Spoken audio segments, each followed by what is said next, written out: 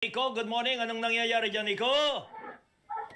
Magandang umaga sa iyo, kabayan.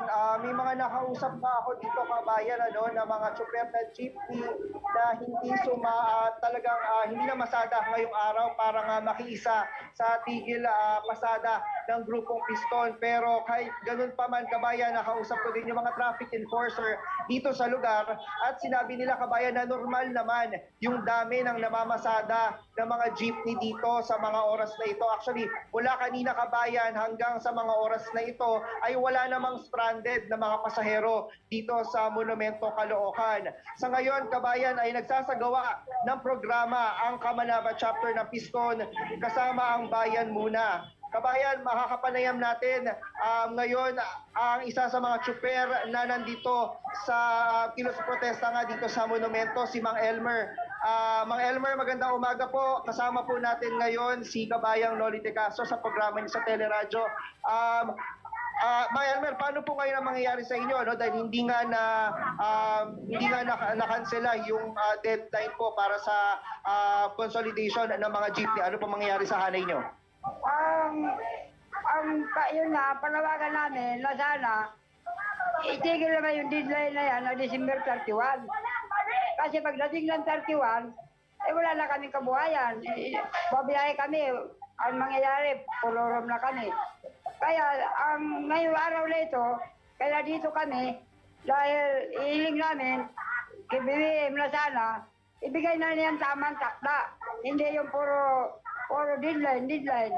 Kaya itong panawagan namin, hindi lang ito sa mga driver, operator, lahat ng mga manggagawa, mga teacher, lahat, mga computer, na sana maintindihan nila ang kalagayan namin ng mga transport sa Piston. Kasi wala na kami kabuhayan pagka itigil na. Ngayon, inaano kami dyan sa modernization na yan, nabugos, na baka mahal naman. Magkano yan? 2 million, 2.4, 2.6. Hindi namin kaya ng mga operator yan. Kasi kung dito nga lang mga individual na jeep, pag nasiraan ng spare pack, halos hindi na makabili ng battery, mahirap na. Yan pa kaya, napakamahal-mahal. Kaya, noong mga panahon na yan, napakarami na hirapan dyan. Dahil marami na rin lumapit sa amin sa Piston, sa opisina, Kamuli, siguro kabayan, alam mo naman. Tatay Elmer, paano po ngayon yung yung kabuhayan nyo? Kasi syempre hindi kayo kikita ngayong araw, Paano po ngayon yung yung pamamasada nyo po? Katulad niyan, yung pamamasada namin, tinitiis lang namin. Kanya-kanya lang kami ng, katulad niya, papunta kami ng LTFRB, ako mismo bilang ako dito, ako na maglalagay mga prodo para makapunta kami ng Diliman, UP, kasi doon kami magprograma. Pagkatapos, pupunta kami ng LTFRB. Nico. Doon na kami abutin ng gabi. Yes po, kabayan. Yes, kabayan. Ito na lang. Baka may Ilang taon na siya? Ilang taon na? Ilan taon na po kayo, tay? 75 na ako ng May 5. Ilan? 75 daw, kabayan. 75. 75 years Ilang old. taon Yes na po, siya kabayan. jeepney driver? Ilang taon ka na po jeepney driver, mga Elmer? Matagal na rin. Kasi wala na akong inasahan na hanap buhay, kundi pagmamaniho. Matagal Okay. na kasi nagsimula ko, halos 67 pa eh. sige. 1967 pa daw, kabayan. Kaya, sa Oo. ibig nagsimula. sabihin, hindi naman tuloy-tuloy minsan. May gawa-gawa, minsan kung saan ako pupunta. Okay, ano na lang. Yes po, Nico, kabayan. baka may Yes, panawagan kabayan. siya kay Presidente. Yun na lang.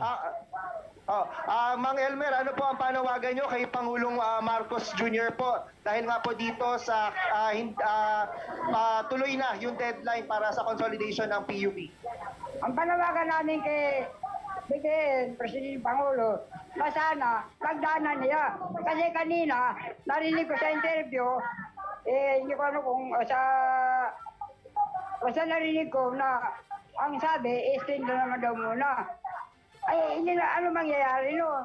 Kung puro extend na naman, extend na naman ang ano namin dito, paglalaban. Kailangan, yung gusto namin ngayon araw, pagpunta namin sa RB, malaman na namin ang kasagutan. Kasi hanggang umaga kami doon, hindi kami, sabi ng mga kasama namin, lalo na si Kamudi, hindi kami alis na hindi namin malaman ang kasagutan. Yun nga kabayan, ang panawagan Okay. ng mga Elmer, ang gusto talaga nila kabayan ay palawigin pa, no? O kaya ano na talaga, hindi na talaga kanselahin na ibasura itong PUV modernization. Kabayan, pagkatapos nga ng programa nila dito ay pupunta rin sila doon sa UP Diliman dahil makikisa rin sila doon sa marcha papunta naman sa LTFRB. Kabayan. Dito sa Maynila, kabayan, wala namang nagkikilos protesta pero ramdam ng maraming pasahero yung tigil pasada, partikular sa may area ng Recto at Quiapo, pati doon sa may area ng Pedro Hill. Kasi nga, lang yung mga rutang yon sa mga nagtigil pasada ngayong araw sa monitoring nga ng Manila DRRMO at Manila Traffic and Parking Bureau. Kabilang sa mga apektadong ruta ng tigil pasada ngayong araw dito sa Maynila ay yung rutang Leon Ginto hanggang Guadalupe kasi aabot sa higit 100 unit ng jeep ang hindi bumiyahe doon. Nag-deploy na raw ang LGU ng mga e-trike at mobile ng MTRMO para magbigay ng libreng sakay sa mga commuter papuntang boundary ng Maynila at Makati at pabalik. Wala na rin bumabiyaheng jeep ng mga miyembro ng Piston sa rutang Divisoria papuntang Cubao at vice versa. Kaya nag-deploy na ng roving na transporter truck yung LGU para magsakay ng mga commuter sa dinadaan ng ruta ng jeep. Partikular dito yan sa may Divisoria, sa may Recto, Ligarda hanggang sa may Santa Mesa o border ng Maynila at San Juan. Lumahok na rin daw sa may tigil pasada ngayong alas 8 lamang ng umaga yung mga miyembro ng Manibela naman kabayan ng bumabiyaheng Blooming Tree papuntang Retiro sa may Quezon City. Nagpadala na rin doon ng LGU na mga e-trike na mag-aalok ng libreng sakay. So far kabayan, generally dito sa lungsod ng Maynila sa mga inikutang kong lugar, normal pa naman yung sitwasyon. Yun nga lang sa mga nabanggit kong ruta, maraming mga pasahero yung stranded kasi nga walang bumabiyahe na mga jeep. May iba mga jeepney driver ako nakausap kanina kabayan, ang sabi nila kaya hindi sila lumahok sa tigil pasada. Ngayong umaga lamang sila babiyahe. Maglilikom lang lamang sila ng kanilang maitatabing kita at mamayang tanghali ay hindi na rin sila babiyahe. Yung iba namang jeepney driver kabayan, ang sabi nila hanggat walang basbas o utos ng kanilang mga leader, tuloy sila sa kanilang pagpapasada. Paalala lang din siguro kabayan sa mga estudyante dahil ang sabi ng Manila LGU, merong pasok face-to-face classes dito sa lungsod ng Maynila at hanggang walang anunsyo ng suspension ng klase ay tuloy ang klase sa mga paaralan ng pamantasan kahit merong tigil pasada ngayong araw at bukas kabayan. Maraming salamat si Christian Yosore. Samantala, hingi tayo ng reaksyon kay Ginoong Mar Balbuena ng Manibela. Magandang umaga sa iyo po, Kamar. Magandang umaga po, kabayan at sa atin pong mga taga-subaybay. Ano pong desisyon ng grupo ng Manibela? Kayo po ba'y sasama pa sa tigil pasadaan ng Piston? Opo, kabayan, tuloy-tuloy po ito hanggang magpasko siguro. May pacing lang kami tinatawag po dito, kabayan. May ano ho kayo? May mga susunod pa po na protesta, magtutuloy-tuloy po Okay. ito, kabayan. So in other words, kasama na ho kayo? Sa ngayon po, opo, kabayan, talagang kaisa po tayo doon sa tigil, doon sa protesta, kabayan. Anong gagawin doon sa mga jeep na hindi na pwedeng ibiyahe? Ang sabi po ni Secretary ng DOTR, hindi na pwedeng ibiyahe, kansilado na otomatiko ang inyong mga prangkisa. Opo, kabayan, yun ang hindi natin maintindihan kay Secretary, bakit siya kailangan na gawin po itong ganitong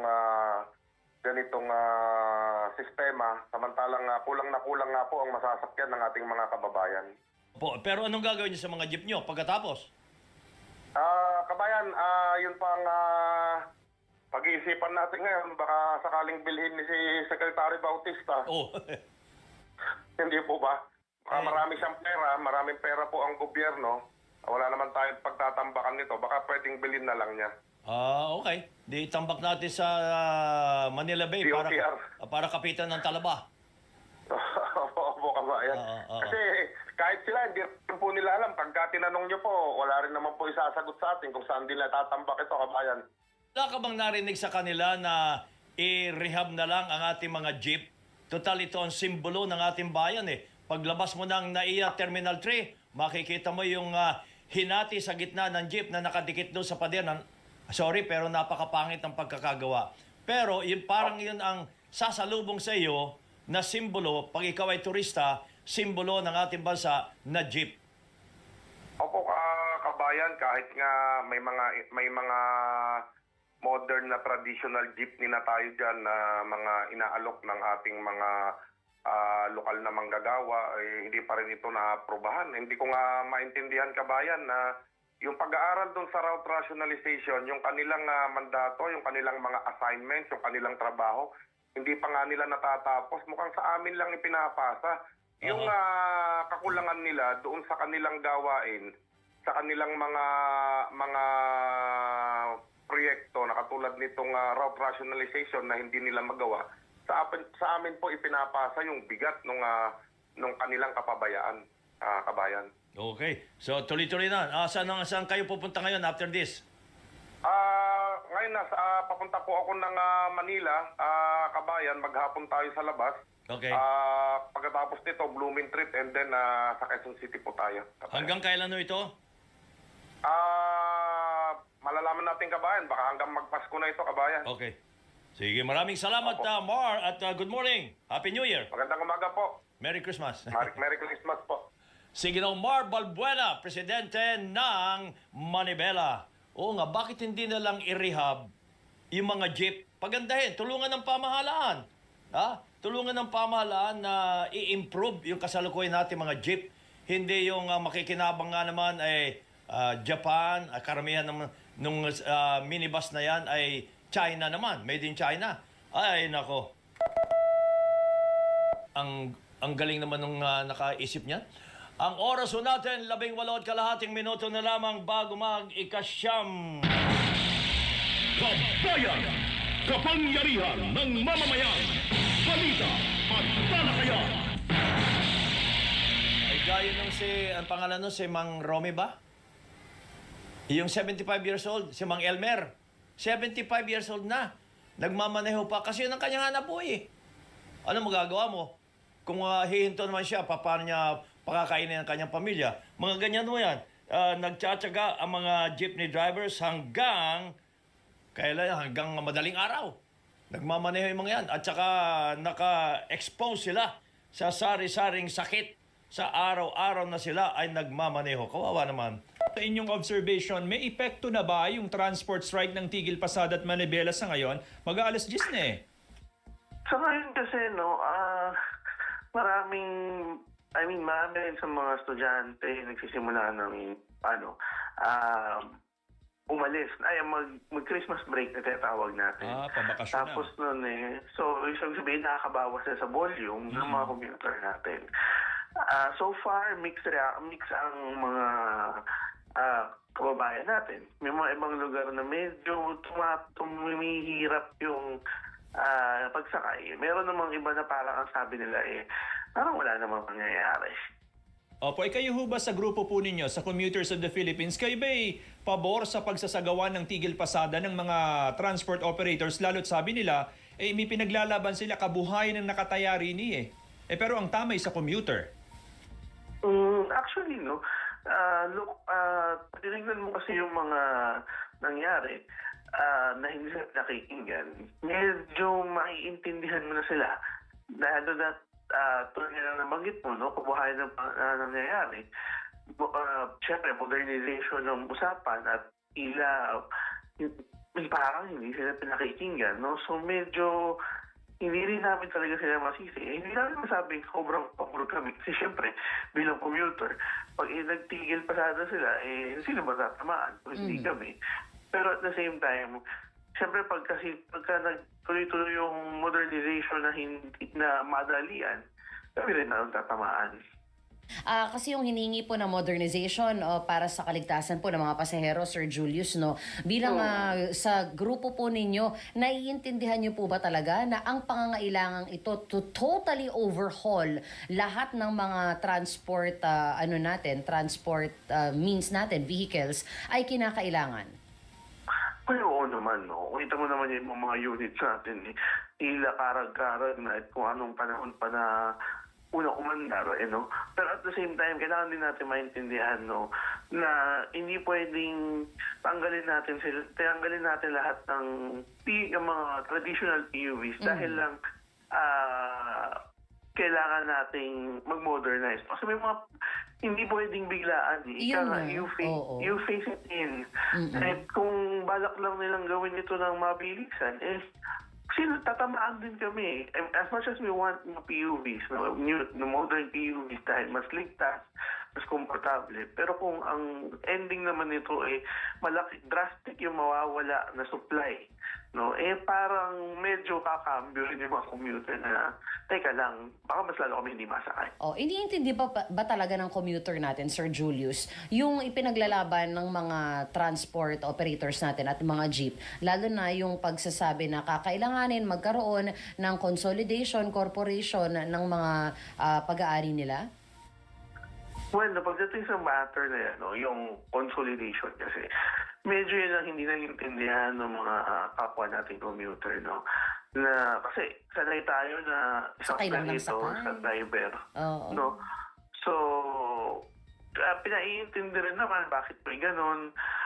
Although yun nga, hindi rin, minsan sa panig ng mga driver, ng mga operator, hindi maintindihan hindi na nakikita ng commuter yung mga problema tulad nga nung may isang grupo na papasok, tapos sasabihin na sila yung kooperatiba, tapos na-displace yung mga original na miyembro, original na mga namapasado sa ruta. Julius, pagka ba may mga dialogue halimbawa ang DOTR sa transport sector, may pagkakataon bang kayo naimbitahan din for a dialogue? Sa usapin ng may ng modernization. may mga instances na talagang naiimbitahan kami, no? Either online or physical, no? Although, with regards to this matter sa PUB modernization, wala, no? So, yun din, doon din kami medyo kinakabahan, no? Kasi nga, ano bang agenda? Bakit masyadong minamadali, no? Sa atin, nakita natin, no, tulad yan, tinatalakay rin sa kamera na mayroong panukala sa road users tax, magtataas ng road users tax para sa PUV modernization, para mag-augment yung tinatawag nating budget. No? So, ano ba, saan ba pwede hugutin, pero hindi rin kami nakukonsulta. No?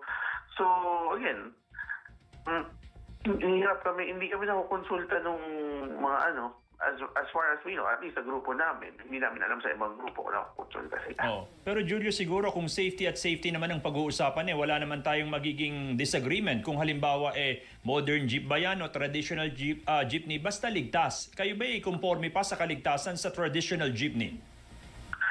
Well, no, again, hindi mo pwedeng lahatin ng traditional jeepney ibulok na. No? Maraming traditional jeepneys din naman na kahit paano minimaintain na ng tama ng ating mga driver-operator.